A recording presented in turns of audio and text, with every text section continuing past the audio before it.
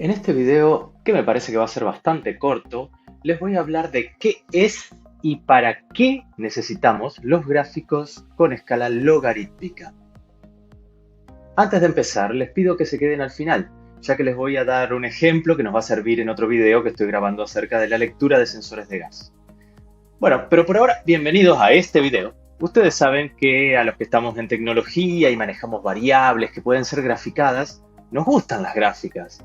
Porque, bueno, está eso de que una imagen vale más que 1000 palabras, ¿no? Y es cierto, nos gustan graficar valores. Bueno, todos vamos a coincidir en que graficar información nos ayuda a entender patrones o tendencias y a veces tenemos que buscar la forma más conveniente de mostrar un conjunto de datos de la mejor manera posible.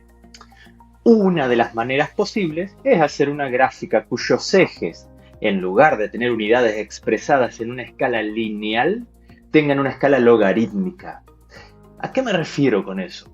Vamos a verlo ahora.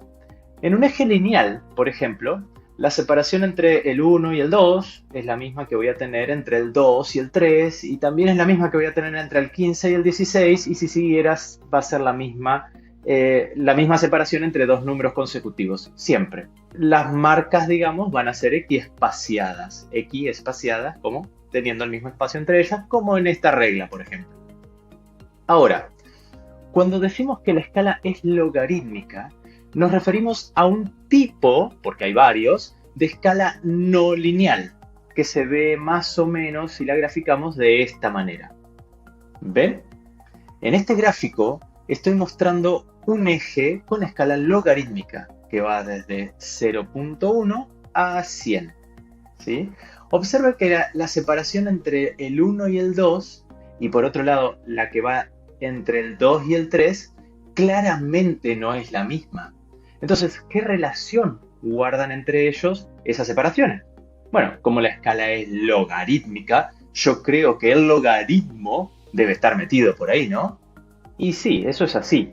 Si miran en esta tabla pequeña de logaritmos con base 10, de los números del 1 al 10, van a ver que la relación entre el 1 y el 2 es tal que si ubicamos al 1 en el origen de la década, ya que este intervalo que va desde 1 hasta 10 se llama década, entonces el 2 va a estar aproximadamente a un tercio de ese intervalo, ¿sí? Por el valor que tiene en la tablita de logaritmos. Lo mismo pasa con el resto de los valores que ven en la tabla. ¿Ven lo interesante de esto? Los valores altos se van acumulando sobre el lado derecho de la escala, ¿sí? Lo que nos indica que en este tipo de gráfica los valores más altos van a estar cada vez menos espaciados.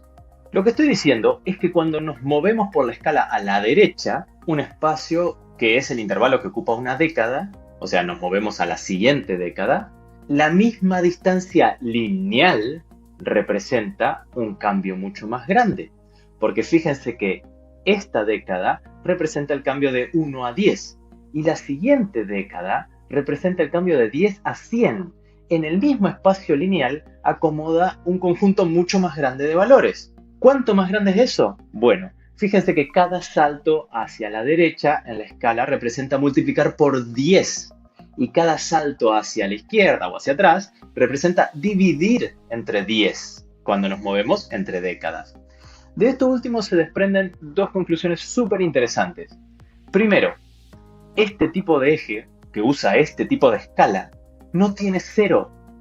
Cada vez que saltamos entre décadas hacia la izquierda, vamos a dividir entre 10 y la escala va a representar rápidamente valores muy chiquitos. Pero nunca vamos a llegar a cero.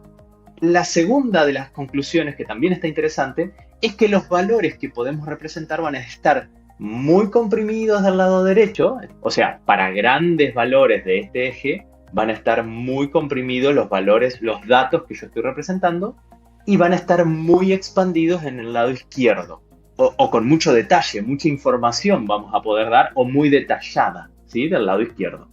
Esto es fácil de ver dándose cuenta de que yo puedo saber exactamente cuánto vale la curva en 1, en 2, en 3, pero no puedo saber demasiado exactamente cuánto valen 1001, 1002 y 1003. O sea que este tipo de escala nos va a servir para mostrar un rango, primero, muy amplio de valores, que va desde valores muy chicos a valores enormes, y que cambian muy rápidamente cuando el valor de la variable que esté representando en este eje sea chica, pero cambia de manera menos abrupta para los valores grandes. Ejemplos de variables físicas que pueden y deben ser representadas para poder entenderlas un poco mejor usando este tipo de escala son, por ejemplo, las frecuencias, los niveles de sonido, magnitudes de terremoto, brillo de estrellas. Hay un montón de variables físicas que se comportan de esta manera, en las que necesitamos en cierta parte de la escala mucho detalle y en otra parte de la escala no nos importa tanto ese detalle. Entonces comprimimos los valores para poder mostrar muchos más datos.